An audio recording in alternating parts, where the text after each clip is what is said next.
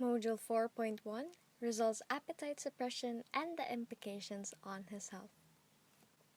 Mentioned in Module 3 was Rizal's purchase of gum after having not spent even a single cent on food for almost a month.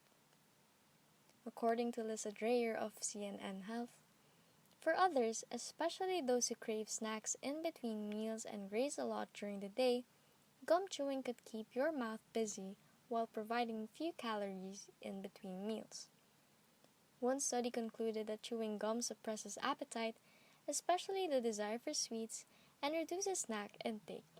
This may be a reason as to why Rizal opted to purchase gum instead of a meal or snack which would cost him more. Also mentioned in the previous modules was his frequent purchases of chocolate and coffee, which contain an amount of caffeine according to Healthline. Given that Rizal did not eat often, he may have opted to use caffeine as a fuel to go about his day. He had been sleeping on an empty stomach for most days as well, which may have triggered his sad dreams, as observed when he recollected an experience he had one night.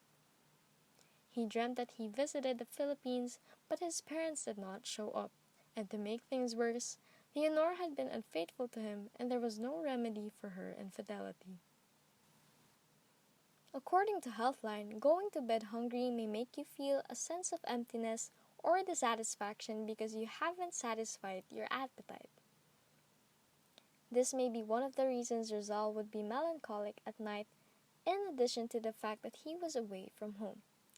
Moreover, skipping meals every so often exposed Rizal's health to complications. Ever since he was a young boy, he was already vulnerable to a number of diseases.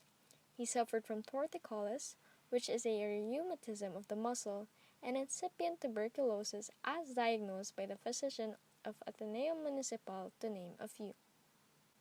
The condition of his health regressed as he grew older, recalling the number of times he mentioned about being ill in his correspondence with his peers. A particular instance was when he described his current health status to Blumentritt in one of the letters, saying, "I am suffering from pains in the chest, and by the symptoms that I have, I fear that I am liable to have a serious ailment. I'm waiting for a countryman of mine, pertaining to Viola, to keep me company so that I will not be lonely." The statement proves that Rizal was aware of the deterioration of his health, and his susceptibility to illnesses may have affected his emotions negatively. If we notice his last line, he remarked that he was anticipating the arrival of his friend as he felt somehow lonesome at the time.